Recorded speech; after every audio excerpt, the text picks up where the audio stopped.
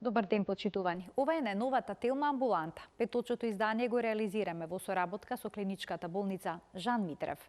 Колкот е еден од најважните зглобови во телото. Кога ќе почне да боли, секојдневните активности стануваат вистински предизвик. Болка при одење, ограничено движење, па дури и падови и повреди. Некои со години ја трпат болката, стравувајќи од операцијата. Но дали денешната медицина нуди понапредни и побезбедни решенија? Што значи навремен третман и каква е улогата на новите методи, како PRP терапијата? Одговори ќе побараме од професор доктор Јасмин Циревири, специјалист по ортопедија. Разговорот следува веднаш по рекламите, а како и досега ќе можете да се вклучите со ваши прашања во програма. Се гледаме набрзо во студиото со гостинот.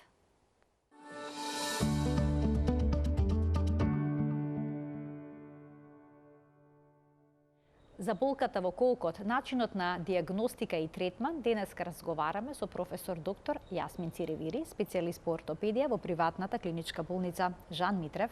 Професоре, добар ден, добре дојдовте во Телма амбуланта. Добар ден, добре ве најдов. Кои се најчестите причини поради кои што луѓето се жалат на болка во колкот? Што говори вашето долгогодишно искуство? Најчеста причина е коксартрозата, односно дегенеративно променување на рскавицата, каде што се менува незиниот квалитет и со тоа доаѓа до нарушувањето на конгруентноста на подвижноста во самиот зглоб. Сега, што е причината која што доведува до оштетување на рскавицата? Тоа може бидат многу причини кои што доведат. Една од најчестите кај нас овде во ова подрачје можам да кажам дека е конгениталната предиспозиција за појавата на коксартроза.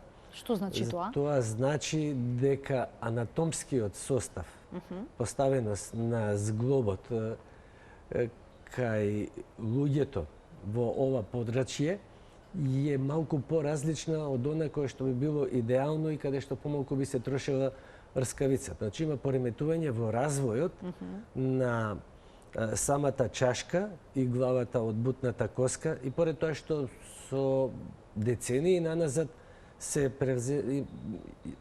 превземаат активни мерки превентивни на диагностицирање уште од новороденечка возраст, да речеме, од 3-месечна возраст. Постојано се прави ехо на колкчињата, редовни прегледи има, се внимава, се пази.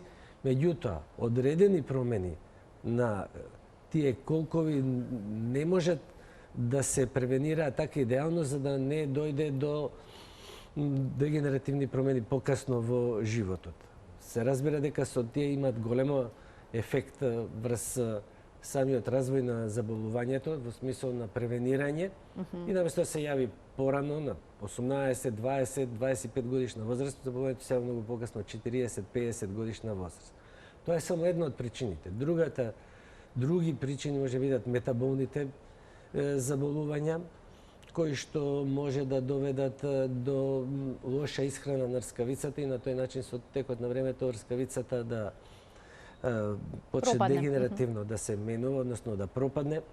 Дебелината, тоа е еден од многу честите фактори кои што доведуваат до дегенеративни промени, затоа што колкот е генетски предодреден да носи одредена тежина. Секое покачување на тежината, повеќе од нормалата, она што ние го викаме body mass индекс, каде што е повеќе од нормалата, он практично трпи оптеретување кое што иде на штета на квалитетот на рскавицата. Травматолошките промени, повреди во колкот на колкот исто така може да доведат до појава.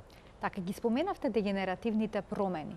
Што значи тоа дегенеративна промена на колк? Дали е тоа поврзано само со годините, со старењето? Дали е тоа болест? Болест е, нема епидемиски карактер, во смисол заразен карактер, да се зарази еден од друг. Начинот на живеењето, телесната тежина. Се тоа што го набројавте пред малку. Влијае на промена на квалитетот на рскавицата и која ќе кажеме дегенеративно се менува, значи незиниот квалитет се менува. Односно се заменува поточно со друг вид на ткиво, со сврзно ткиво, фиброзно ткиво, а со текот на времето и со коскено ќе исчезнува едноставно рскавицата. Еднаш кога рскавицата ќе исчезне, може ли повторно да се регенерира и да се врати? Се уште за жал во светот не се најдени начини и методи за обновување на рскавицата. Постојат некои обиди да се на некој начин потхрани со интраартикуларната апликација на хиалуронска киселина, потоа со PRP, методата да се мотивираат оној потенцијал на здрави клетки кои што не се веќе изумрени таму да дадат свој потенцијал, односно подобро се хранат, подобро да се размножуваат и да овозможат на некој начин подобар квалитет на рскавицата. Меѓутоа, за жал, комплетно обновување или така наречена биолошка операција кај колкот се уште во светот не е измислен. Професоре, зошто се толку чести повредите на колкот кај возрастните лица? Зошто оваа структура е толку чувствителна и е подложна на фрактури кај оваа возрастна категорија? Пака тука повеќе фактори влијаат. Прво и најбитно од се е остеопорозата.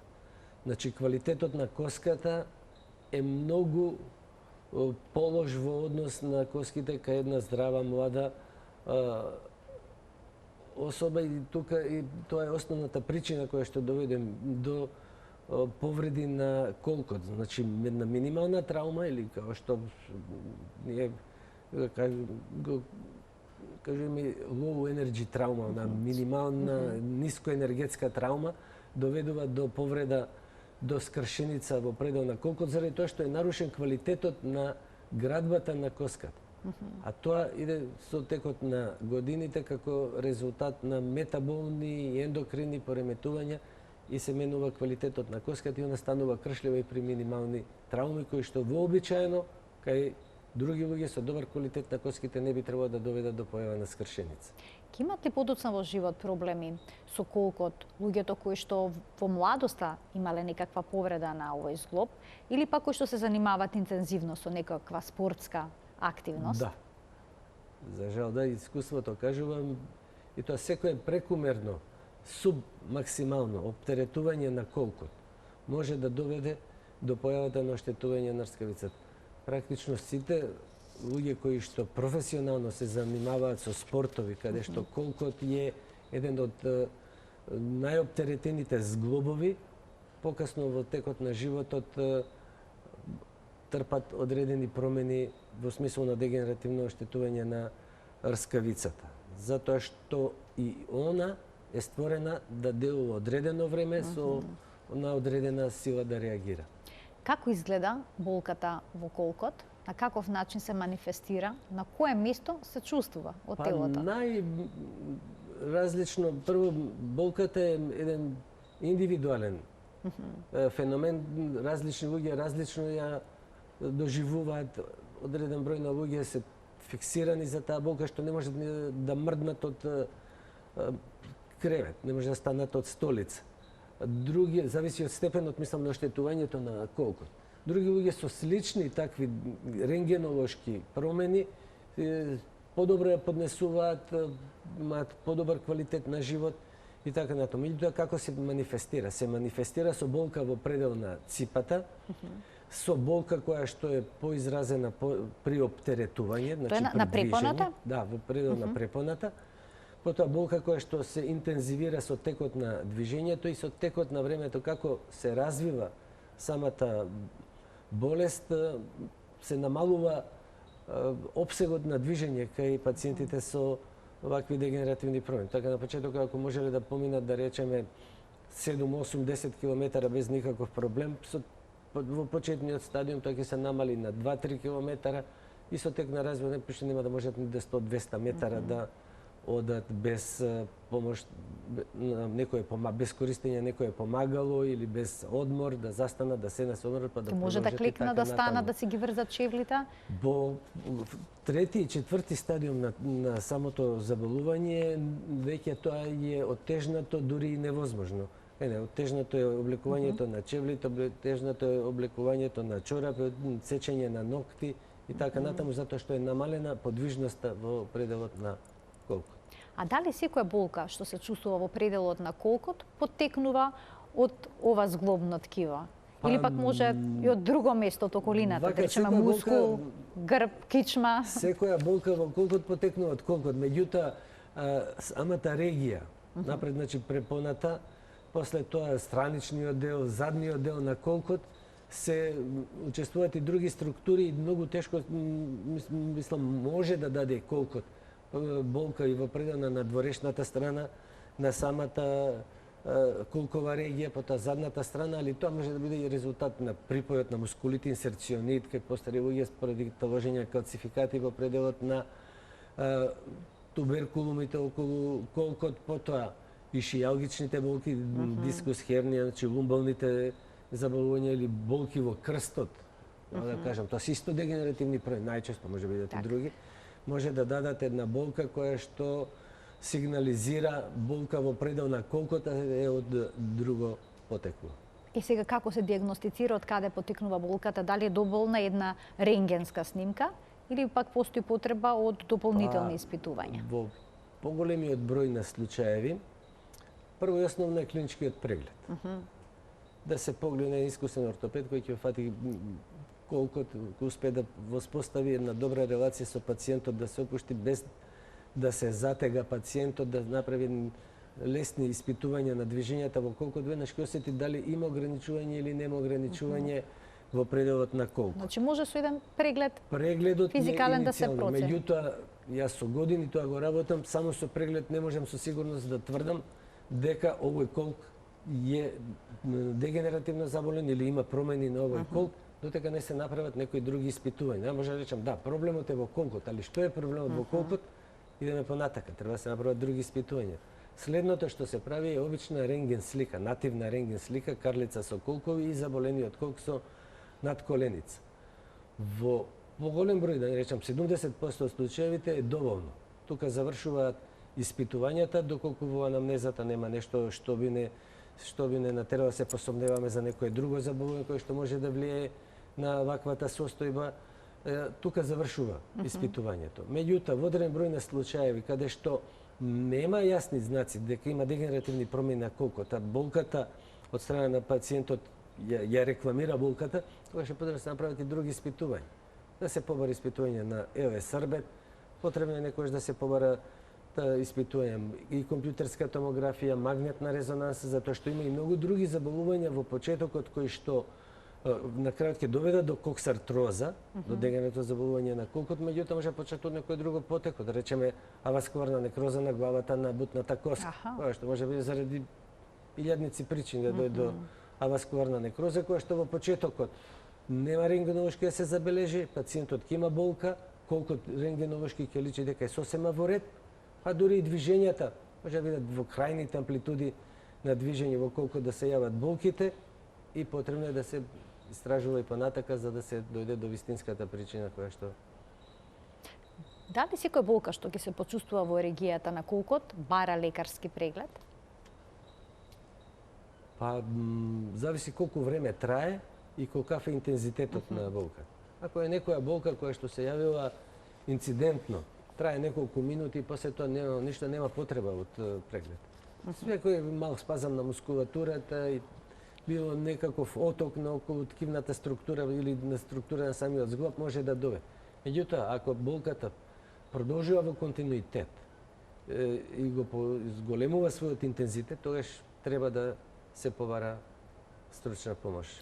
Кога ќе се постави диагнозата, кои се првите чекори во третманот? Дали секогаш се започува најнапред со физикална терапија, со лекови, или пак може некогаш и веднаш да се размислува за операција? Да, тоа беха, видите, и на студентите стално им кажу, ортопедија многу едноставно лекувањето, кој ќе разговараме за заболувањето. Има физикална терапија, аналгетици и операција. Тоа воглавном се сведува лекувањето во ортопедијата, зависи во кој стадиум од заболувањето се јавиле пациентите. Доколку се јават во почетен некој стадиум, прво што се ведува да намалат телесната тежина, да земаат неколку дена нестероидни антиреуматски лекови за да се намали она инфламаторна компонента на зглобот, да се смири воспалителниот асептичен воспалителен процес и после тоа препорачува физикална терапија да се подобри тонусот и трофиката на мускулатурата, да се добие да се постигне едно добро распоредување на целата површина на главата на бутната коска и тоа почнува во голем лекувањето. И со внимавањето на телесната тежина, со повреме физикален третман, адекватни вежби, така одржување мускулатурата, представува еден начин на лекување колкот. Меѓутоа, у почетниот стадиум, дотека во стадиум каде што веќе е комплетно оштетена зглобната рскавица, тоа е 4ти стадиум на дегенеративното заболување, каде што практично удара коска на коска, тука веќе овие методи со аналгетици, физикална терапија не помагаат. Но физичката тежина повторно треба да се регулира дури кај тие пациенти, секако така? треба. И за наредното што следи, вештачки колку телесната тежина пожелно е да биде регулирана. Доколку пациентот има умерено оштетување на колкот, дали физикалната терапија може да го запре, да го стабилизира тој процес на понатамошно со подобрување на пропаѓање на мускулатурата, со подобрувањето на исхраната на самиот колк, со подобрувањето на целата структура околу колкот, со физикалната терапија, со подобрување васкуларизацијата, може да дојде до да не речем спречување, меѓутоа продолжување на оној стадиум кога би дошло до оперативно лекување. А се препорачува и физичка активност кај пациентите, да речеме да пешачат во почетната фаза на во почетната фаза. Во болна фаза никогаш ништо не е. Основна работа за секоја болест во болна фаза е мирување. Нема заболување во медицина не познат, но откако ќе се смири, да речеме, болката, дали може движењето да влие позитивно на... Да, може и треба. Треба, затоа што држува мускулатурата, подобрува статиката, подобрува оптеретувањето на колку. На почеток на емисијата споменавте PRP третман. Знаеме дека PRP третманите помагаат кај болка во зглобовите како што е коленото. Но каков резултатот доколку се аплицира во колкот? Еве најнапред појаснете што е тоа PRP. Тоа е земање тромбоцитна маса, односно земање екстракт од крвта, кој што се центрифугира. Тоа се плурипотентни матични клетки, како да кажам на некој начин, кои што имаат моќ да делуваат регенеративно, односно репаративно на зглобната рскавица. Во одредени случаеви, каде што причината за коксартроза, поготово во почетна фаза е, да речеме, асептична некроза, каде што еден мал дел од главата на бутната коска изумира, тогаш со фораж и апликација на PRP се добиваат поприлично задоволителни резултати. Или сега поприлично зависи како ќе го сватите тоа. Али отприлike околу 25 до 30% од пациентите привремено, ако не за дефинитивно, се задоволни од овој начин на лекување на заболувањето. Затоа што слично делува како и хиалуронската киселина, на интраартикуларна апликација на хиалуронска киселина, во зглобот ја мотивира метаболната и репродуктивната моќ на рскавицата, регенеративната моќ на рскавицата. Носи ли некаков ризик аплицирање на вакви препарати директно во колкот? Па да. Дали хиалуронска киселина или пак е плазма богата со тромбоцити? Колкот е малку подлабоко сместен во телото, понезгодно е да се аплицира без некое друго помошно медицинско средство, во смисол рентген, ултразвук, компјутер и така натаму. Значи, потребно е, и поред големото искуство, не е секогаш може со сигурност да се знае дека сте влегле баш во зглобот, он е малку подлабоко сместен во телото. Предноста на тоа што е подлабоко сместен е повеќе заштитен од наврешна црена од инфекции, која што представува една од компликациите при овие апликации. Меѓутоа, треба значи да се внимава на стерилност. Методата се изведува во стерилни услови под рентген или ултразвук, за да може да се внесе. Болно е? Може да настане болно како апликација, сега знаете, јас не сум приел никој, али она од искуствено од пациентите, што е како интрамускуларна апликација на лек, кој секоја друга интрамускуларна апликација, кој инекција давање, народски кажано. Сега, тука, поради специфична структура, постои можност да се повредат некои од другите анатомски структури, крвни садови и нерви. постои можност да се малку подлабоко навлезе врскавицата, па и незе да се оште. Постои можност од инфекција. Одредени компликации има, али во однос на бенефитот тие се минимални и ретко се случуваат. Со каква фреквенција, колку често треба да се аплицираат овие третмани за пациентот да чувствува подобрување? И дали е тоа само моментно подобрување или пак е долгорочно? PRP е обично 3 апликации на десетина дена, 3 апликации во текот на месец дена. Со хиалуронска киселина една апликација во 2 години е и искуството му покажува дека тука се некаде во однос на ефективноста PRP-та со хиалуронската киселина. Во почетниот стадиум даваат добри за први и втори стадиум. Во трети и четврти стадиум послабо даваат резултати. Коленото е поблагодарно на овие апликации, подобро реагира во однос на колкот. Колкот има и тесен простор зглобен, коленото има поголем зглобен простор, повошто се дистрибуира правилно на целата контактна површина, така да таму е потешко да се аплицира правилно и правилно да го прими тој и правилно да реагира, адекватно да реагира на дадената апликација. Ке ги вклучиме гледачите, почитувани од овој момент емисијата е контактна. Знаете дека телефонскиот број на телевизија Телма е испишан на екранот за сите дилеми кои што ве мачат поврзани со темата на која што говориме. Денеска ќе можете да добиете одговор во предстојните минути резервирани за Телма амбуланта. Професоре, ние продолжуваме понатаму. Во кој момент се проценува, како се проценува дека операцијата е единственото решение? Па, тоа е кога веќе на рентгенолошки на слика, на една рентген слика ќе се забележи дека зглобниот простор е скоро комплетно исчезнат или значително стеснет, зглобниот простор помеѓу главата на бутната коска и чашката од карлицата. Тоа е рентгенолошкиот момент. Другиот момент е кога пациентите веќе се комплетно незадоволни од состојбата во која се наоѓаат, постојано си мора да земаат аналгетици, значително им е лимитирано движењето,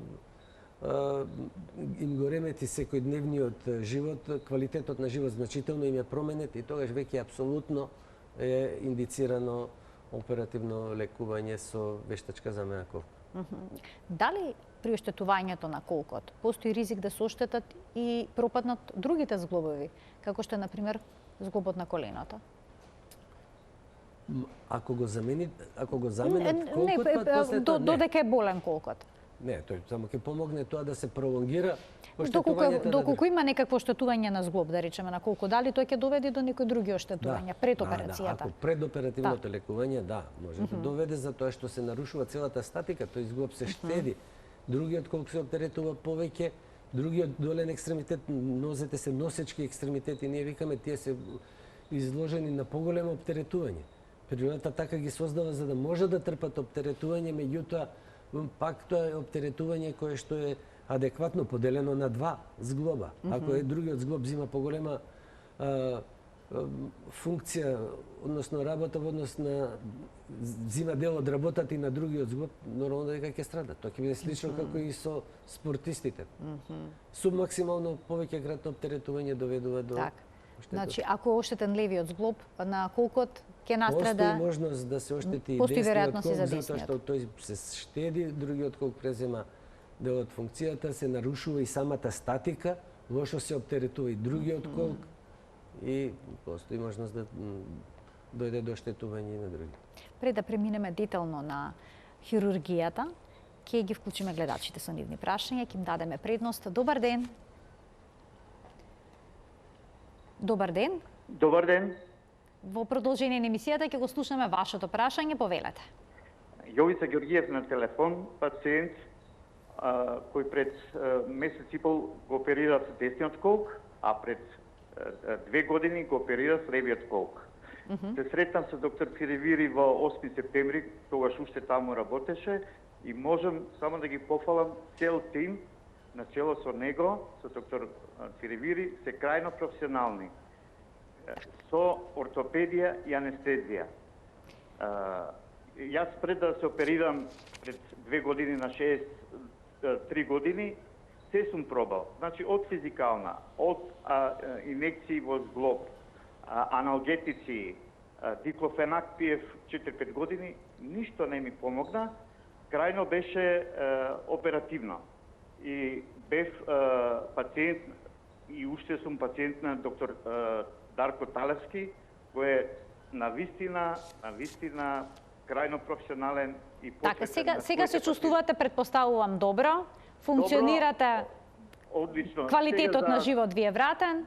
Да, за 2 Само дена едно одам мало во подпрашање, Капланово. дали се плашевте од операцијата, бидејќи ќе премине... Вие немавте страв? Не. Јас цел живот во здравство работев во брза помош. Све имам видено живот, тоа ми беше најмала работа. Сакам, Така.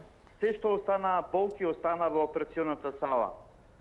Кога се вратив во собата, утредента, одма на штаки, ме крена физиотерапевтот и нормално си почнав да одам.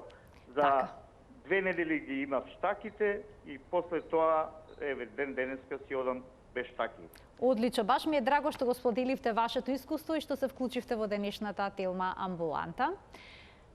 Професоре, значи, успехот после операцијата е очигледен, квалитетот на живот на пациентите се подобрува. Ќе го вклучиме и следниот гледач, па ќе продолжиме онаму каде што запревме. Добар ден, Ало, добар ден. повелете. Ало, добар ден. Ве слушаме во програма сте, повелете. Се јавувам од Велев. Така? Јас сум 77 година возраст. Прво, поздрав до вас и до докторот. Имам проблем и у рамото и во колкот на сабајле, кога ќе станам и само ми се поместуе и зглобот, рамото и колкот, али болки немам. Одење, немам проблем, се движам секако што треба. Така, но имате чувство како да имате некаква дислокација. Да, Добро, да. предпоставам прашањето што треба да се направи понатаму. Ви благодарам за вклучувањето во програма. Што би можеле да советувате? Па би советувал еден ортопедски преглед. Значи преку матичниот лекар да си договори еден ортопедски преглед иницијално, да ви погледнат, па после врз база на тој преглед ќе се направат и други испитувања и ќе може попрецизно да се одговори, да се најде решение за проблемите кои што ги има. Значи задолжително еден ортопедски Обавезно. преглед за да Прво може се ортопедски добие преглед, па после се друго. дијагноза. А кога станува збор за операциите, дали денеска се тие помалку инвазивни во споредба со порано? Во споредба со почетоците кога започнала имплантацијата на ендопротези во светот, сега се многу помалку инвазивни самите интервенции и во смисол на крвозагубата која што е за време на оперативната интервенција и во смисол на време траењето на самата оперативна интервенција. А во последно време, последниве неколку години, се пропагира и она минимално инвазивна метода. Тој е директен преден пристап на колкот, каде што не се ослободуваат и мускулите, каде што и раниот оперативен, постоперативен рехабилитационен период е многу брз. Така да Што тоа значи минимално инвазивен тоа значи пристап дека кај се операција на влегува колк? при Нема операцијата класичен на рез? колкот има класичен рез. Добро. Меѓутоа при операцијата на колкот за да дојдете да се приде до колкот треба да се ослободи одредена група на мускули. И претоа сме внимавале минимално да бидат ослободени тие мускули за тоа што време траењето на опоравувањето на ослободените мускули од коската, нивната реинсерција е некој период кој што тоа е биологија, не може да влијаете на тоа 4 до 6 недели. Со оваа минимално инвазивна метода, тој така наречен direct anterior approach, тоа време не се ослободува ни еден од мускулите. Значи тоа е предноста. Извинете. Тоа е предноста и после тоа опоравувањето иде многу побрзо. Така, опоравувањето во тој случај тече побрзо, а кога станува збор за вештачкиот колк, што се аплицира, значи се заменува колкот со вештачки, колку е тој траен? Дали треба после извесно време да се промени? Варијабилно е. Значи, ние викаме секој колк кој што трае повеќе од 12 до 15 години е успешно поставен колк. Сега по новите колкови, безцементните колкови што се стават, тие може да траат и до 20 години, 20 и 4-5 години. Вариабилно е времето, али од 12 па до 24-5 години може да трае еден колк. Зависи како е ставен, кој го користи, колку го користи и така. Може ли да се јават некакви проблеми, некакви компликации? Например, едната нога да биде подолга од другата? Може. Да? Може да се јави, меѓутоа обично се внимават, се трудиме тоа да го избегнеме. И да дојде тоа во книгите пишува дека бенефитот од оперативното лекување е многу поголем во однос на инегалитетот, тоа разликата во должината на нозете што ја има пациентот, во смисла на болки и други промени. И тоа се коригира во одредени случаеви со ставање на подполка на влошка во чевлите. Влошка во чевлите. Да ги слушнеме и останатите прашања од гледачите. Добар ден. Ало, добар ден. Повелете, во програма сте. Убав ден да имате и се најдобро ви Ви пожелувам. благодарам, истото ви го посакувам и вам. Вака, ме интересира докторот ако hoće, сака да ме објасни нешто. И на рентген сум снимана, коските ми биле на колкот заедени. Некој ми вика за операција рано тие, а мене ме многу болат не само коските, и месото, и жилите, од колкот надоле до петите. Па ме интересира дали нешто може колагенот да помогне и што ќе ми каже докторот совет. Така, ви благодарам за Благодарам. вклучувањето во програма. Да немавте некој подпрашање само? Па немам Не, подпрашање. добро, вори. Водно можам да кажам, значи во почетниот стадиум колагенот, ја да ви кажам искрено, лично јас тој мој став, не верувам многу во пероралната Така, употреба, без ќе преку уста, однесете преку уста и после тоа тој ќе се дистрибуира баш во колкот и ќе помогне и така натаму. Тоа повише мислам дека е комерцијална работа. Ние не сме подхранети, освен кои пациенти кои што се подхранети не доволно внесуваат адекватни супстанции, може да дојде до такво нешто. Меѓутоа, во почетниот стадиум физикален третман, по време на користење на аналгетика, намалување на телесната тежина, се сигурни методи кои што доведуваат до продолжување на периодот кога би требало да дојде до оперативно лекување или пак воопшто и да не дојде до пролонгирање на тој период. Така, решението во ова што го споменавте, Да. во физикалната терапија, намалување на телесна тежина и лекови против болка. Добар ден за следниот гледач. Ало, Во програма сте. добар ден. Сакам да го прашам докторот. Оперирана сум пред 15 години, имам вештачки колка. Така? Сега почнувам да имам проблеми. На колку време се врши ревизија? Какви На проблеми, важно е какви проблеми Па, имам? па болка во колко, во задниот дел. Аха. Во ципата уште толку не, ама ослабена, да речем, како мускулатура, така. Така, сега вашата дилема е дали треба да се замени Да. колкот да. што вештачкиот колк што го имате. Да. Ви благодарам за вклучувањето во програма. Што советувате, професоре? Треба се направи на рентген слика дали постои олабавување на некој од компонентите на колкот. Ако постои олабавување, тогаш се јавуваат болки кои што се повременни, може да бидат со текот на времето и во континуитет, па дури и да доведат и до неподвижност. Доколку има олабавување на некоја од компонентите на протезата, тогаш би требало да се замени тој колк. Треба има причина зашто би се замени. Значи причината е олабавување на некој од компонентите, кршење на некој од протеза, што на некој од компонент на протезата, што там изузетно ретко може да се случи, инфекција некоја и така натаму, тогаш би требало да се размислува за замена. Кај оние пациенти кај кои што е направена операцијата за замена на колкот, колку време им е потребно најчесто да се опорават, да застанат на нозе? Важно ли е веднаш да се вертикализираат? Колку е важно веднаш да започне физикалната терапија? Што значи пролонгираното лежење? Вака ние сега со последниве, да речем, години со малку усовршување на самиот пристап во лекувањето и на постоперативниот третман кај пациентите, поготово кај пациентите со преден пристап, каде што не се ослободува ниту еден од мускулите, се влегува, значи, меѓу мускулите и се доаѓа, го заменуваме колкот.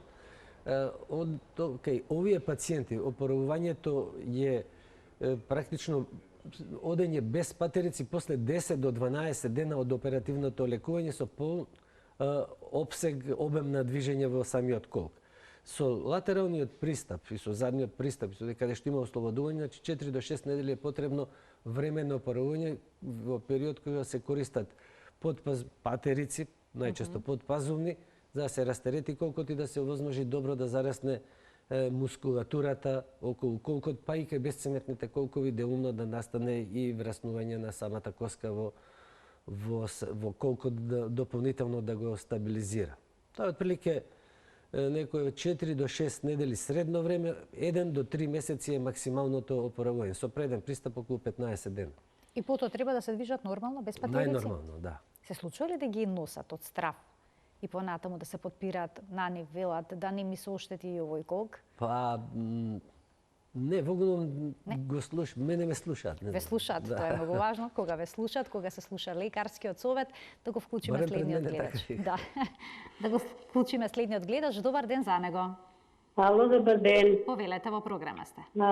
Голем поздрав за доктор Циривири. Јас бев пациент пред многу години, ама тогаш колкот не ми беше значи за операција, вика рано е. Ама меѓувремено јас се оперирав пред 2 години базоцелуларен карцином на глава. И ми рекол дека не смеам да одам ни на терапија и воедно ми се качи значи притисокот. Пред тоа јас воопште нема притисок.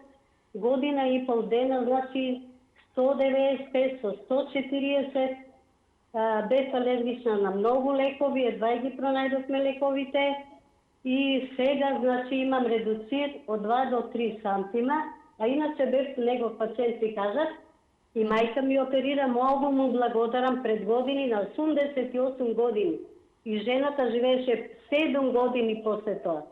Така, одлично. И сега докторот што ми препорачува, јас до докторот не можам никаков пристап ни да добијам упат, ништо.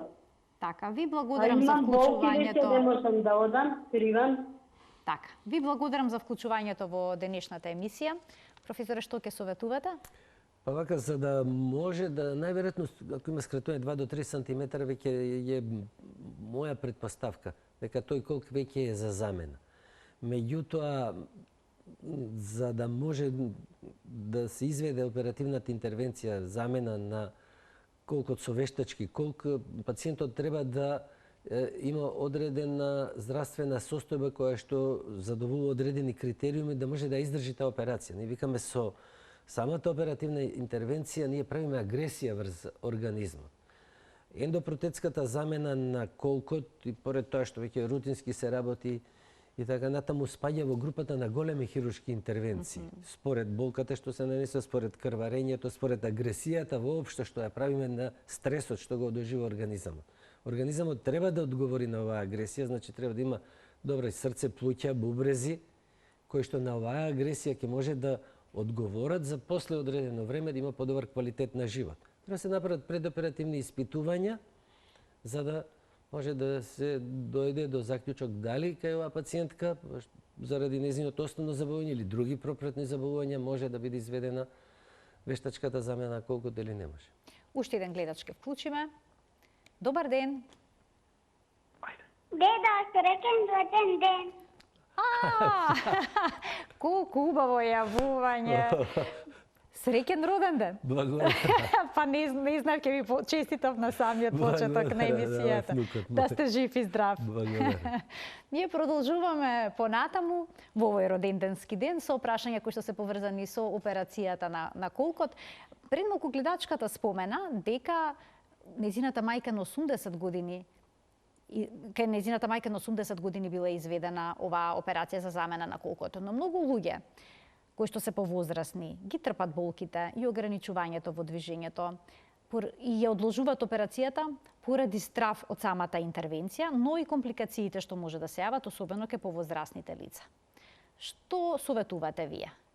На што се должат тие компликации, дали на самата интервенција или пак на здравствената состојба, општа состојба на пациентите?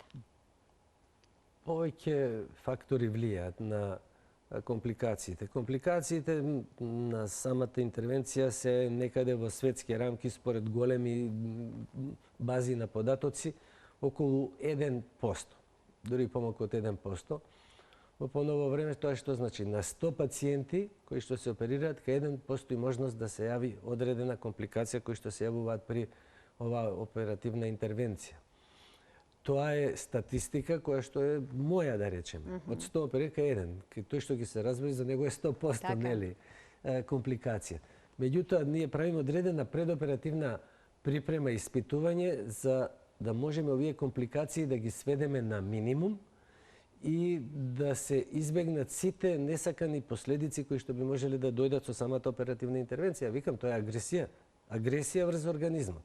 Организмот треба да одговори на таа агресија, зависи од состојбата на салата, зависи од спретноста на хирургот, колку е фамилиаризиран со самата оперативна процедура, време траењето на оперативната интервенција, целиот тим колку е уигран околу самата интервенција, внимавањето на стерилност. Потоа, состојбата на пациентот, дали има други заболувања или нема други заболувања, во смисол кардиолошки, ендокринолошки, диабетот е сериозна предизвик за ваква една интервенција и така натаму. Значи, не може кај сите пациенти да биде направена операцијата? Голем број од пациентите може со сведувањето, со превземањето на мерки да се превенираат одредено. Ако се подобри тонизира работата срцева, регулира притисокот, регулира шеќерот, се подобра, тоа се може да се доведе пациентот во една операбилна состојба. И кај одреден број на пациенти, каде што со општата состојба, каде што здравствената состојба е значително нарушена, тогаш навистина не може да се направи. Тоа е апсолутна контраиндикација за оперативна интервенција. Односно, ние викаме дека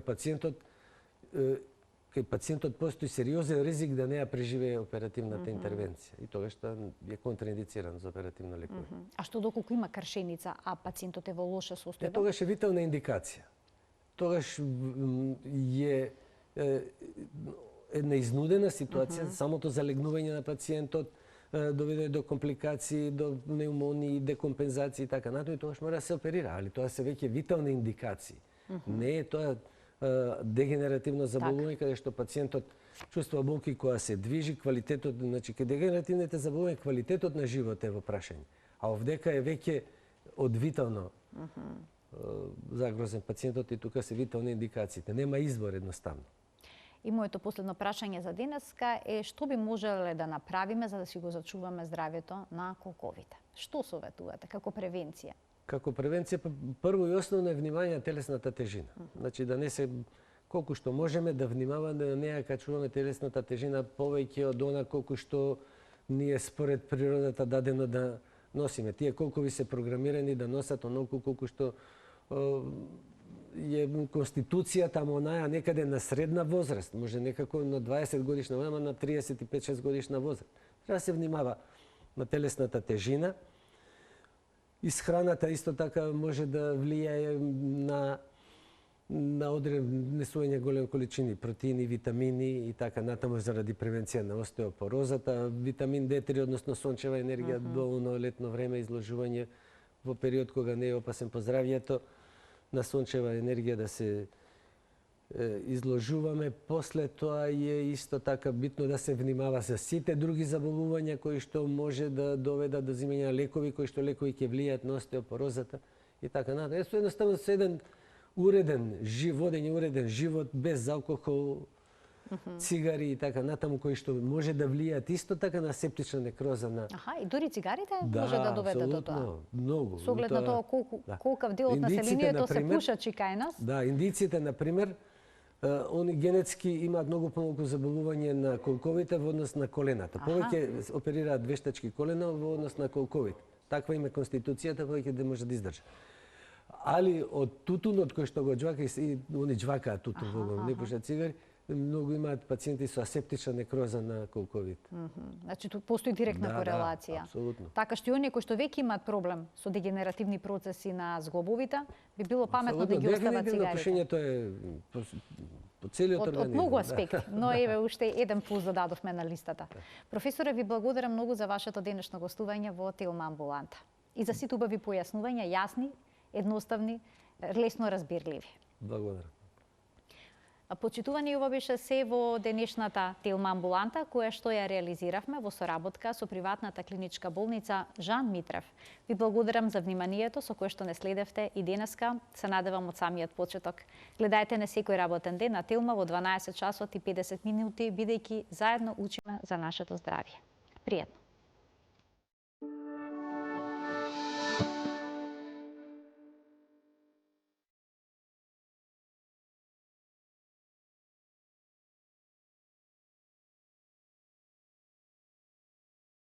Thank you.